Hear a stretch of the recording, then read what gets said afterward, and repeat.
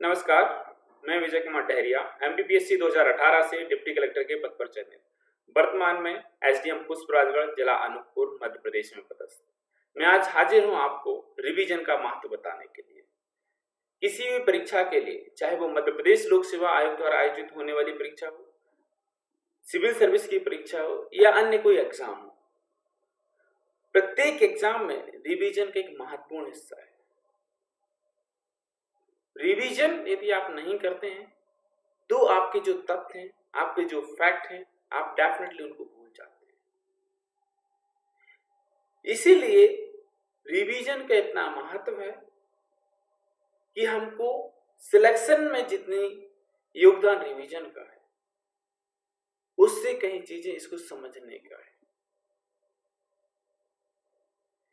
जब हम रिवीजन की बात करते हैं, जब इसको हम दो पार्ट में डिवाइड करें, री धन विजन, अर्थात री मतलब पुनः, विजन मतलब देखना, पुनः देखना। अब पुनः किसको देखना?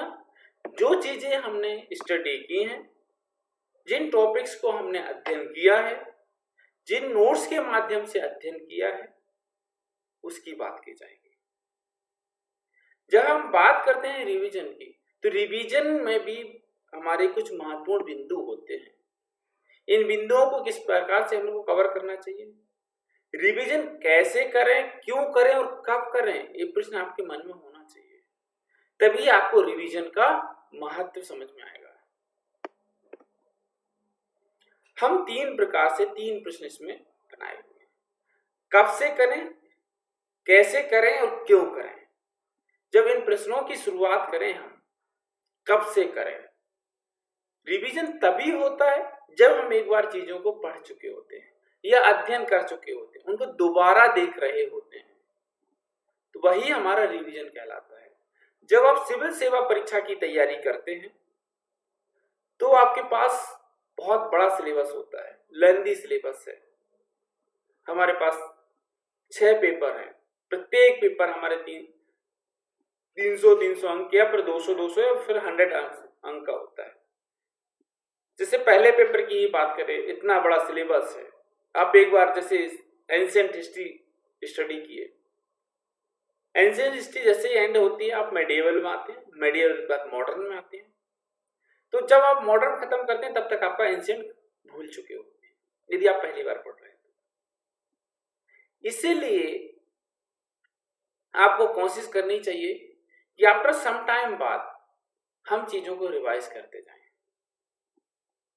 आज जब सिविल सेवा परीक्षा की बात की जाती है तो कब से करें? जब सिविल सेवा परीक्षा में हम अपीयर होने वाले रहते हैं, जैसे प्रीलिम्स एग्जाम की बात करें, नोटिफिकेशन आने तक हमारा एक बार पूरा सिलेबस कवर हो जाना चाहिए। यदि हम टारगेट बना के चल रहे हैं, हमारा गोल फिक्स है कि हमको सिविल सेवा परीक्षा को देना है, क्लियर करना है, तो आपका सिलेबस उसके आधार पर कवर होते जाना चाहिए। यदि आप ये सोच रहे हैं कि नोटिफिकेशन आएगा तब हम परीक्षा की शुरुआत करेंगे तैयारी की, तो ये पॉसिबल नहीं है। आपको कंटिन्यू हमारा टारगेट लेकर हमारे सिलेबस के आधार पर पढ़ते रहना चाहिए। जैसे प्रीलिम्स एग्जाम आता है तो प्रीलिम्स एग्जाम के पहले तक आप क्या प्रीलिम्स और मेंस दोनों को एक एक बार सिलेबस पढ़ के हो जाना चाहिए, उनके नोट्स कंप्लीट हो जाना चाहिए। नोट्स कौन से? Summarise notes. जैसे ही नोटिफिकेशन आता है, उस नोटिफिकेशन के मध्य में आपने जितना भी सिलेबस कवर किया हुआ, उस सिलेबस को रिवाइज करना चालू करें, उसको रिवीजन करना चालू करें, दोबारा देखना चालू करें, स्टार्ट करें। नोटिफिकेशन से प्रीलिम्स एग्जाम के बीच का समय लगभग 2 मंथ होता है। इस 2 मंथ में आप करंट अफेयर्स पर फोकस करें,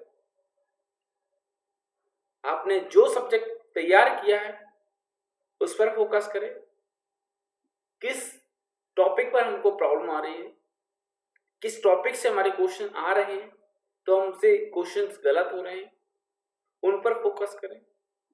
ये तो हुई प्रीलिम्स एग्जाम की बात कि प्रीलिम्स का जैसे ही नोटिफिकेशन आता है आपको रिवीजन करना स्टार्ट कर देना चाहिए। सेम होता है हमारा मुख्य परीक्षा का। प्रीलिम्स परीक्षा के लगभग 2 महीने बाद या 3 मंथ बाद हमारी मुख्य परीक्षा होती है। तो प्रीलिम्स के एग्जाम के दिन से मुख्य परीक्षा के पहले पेपर तक का जो समय है वो गोल्डन टाइम होता है आपके सिलेक्शन के लिए।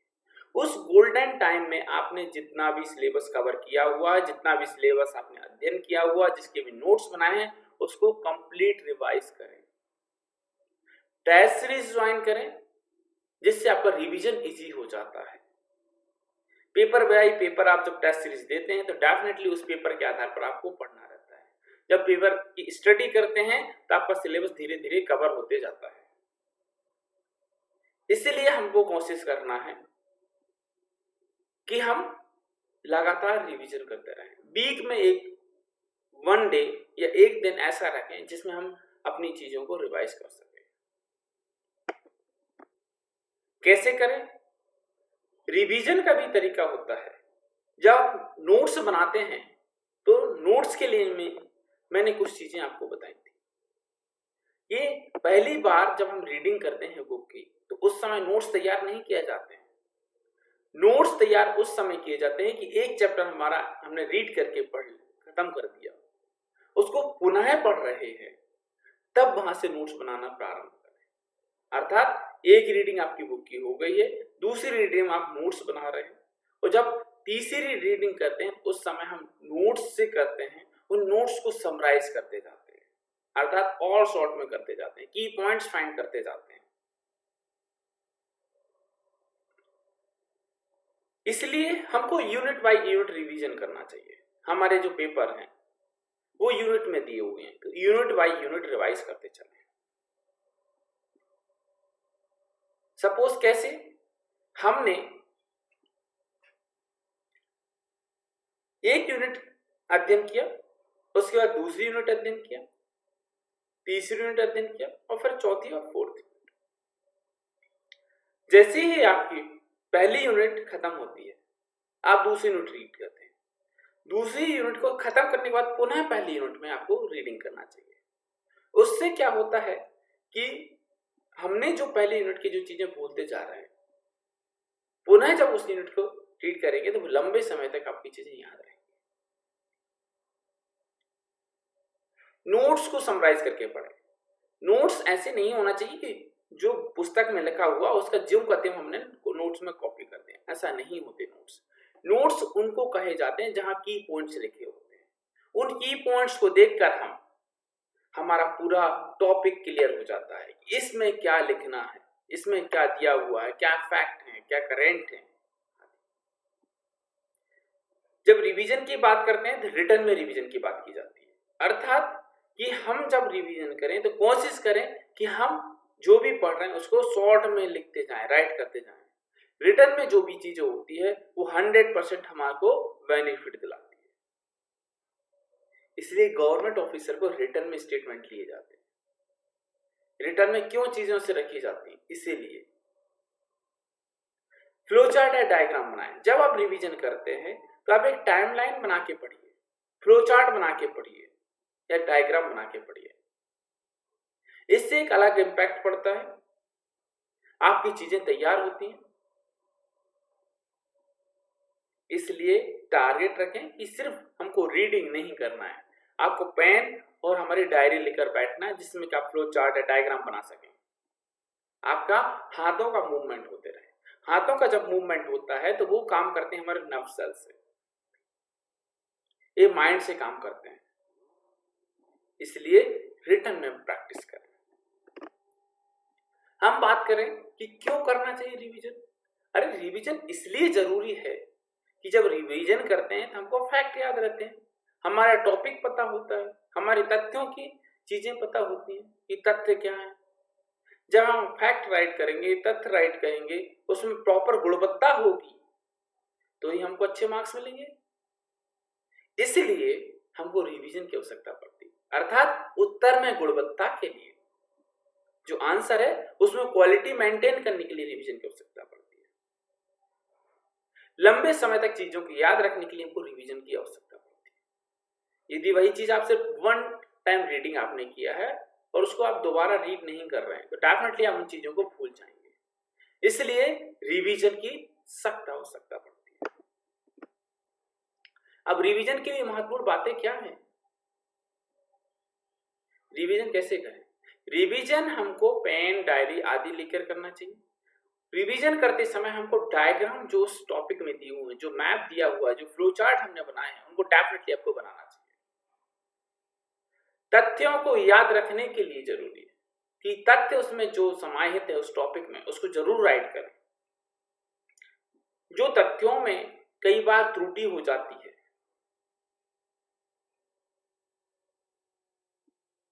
उन त्रुटि को दूर करें। सॉरी, यहां लिखा है आंकड़े त्रुटि मुक्त ना हो, यहां आंकड़े त्रुटि युक्त ना हो, ऐसा होना चाहिए। अर्थात जो आंकड़े लिखे हुए हैं वो 100% सही होना चाहिए। उनकी जांच के लिए हमको रिवीजन करना चाहिए। रिवीजन के लिए सभी टॉपिक कंपलसरी है कि सभी टॉपिक को आपको कवर करना है। जब रिवीजन करते हैं तो हमारे नोट्स को और शॉर्ट करते जाएं और छोटे करते जाएं। ये तभी होगा जब आप प्रैक्टिस करेंगे। रिवीजन में की पॉइंट्स को याद रखें कि उस टॉपिक में की पॉइंट्स क्या है, जिसको याद रखकर मैं पूरा टॉपिक याद कर सकता हूं। उस टॉपिक के आधार पर मैं आंसर राइट कर सकता हूं। इसलिए की पॉइंट्स फाइंड करें। इसके बाद रिवीजन की जब बात करेंगे तो रिवीजन प्रत्येक परीक्षा के लिए अति महत्वपूर्ण है। यदि आप चाहें कि बिना रिवीजन के सिंगल टाइम पढ़ के मैं सिविल सर्विस का एग्जाम क्लियर कर लूं, तो पॉसिबल नहीं है। प्रीलिम्स तो चलो मान सकता हूं कि तुक्के में चीजें ठीक हो सकती हैं, पर मुख्य परीक्षा के लिए आप कैसे करेंगे? प्रैक्टिस की जरूरत पड़ती है, मेहनत की जरूरत पड़ती है, हार्ड वर्क की जरूरत पड़ती है। कौन सी चीज ये कि आप फुल टाइम अपनी चीजें दिमाग में बिठा लीजिए कि मुझे मेहनत करनी है, तो डेफिनेटली आप एक दिन जरूर सक्सेस होंगे। रिवीजन शब्द को याद रखिए, हर जगह रिवीजन कीजिए तो आपकी चीजें वैसे ही क्लियर। हम आज का वीडियो यही समाप्त करते हैं। Thank you.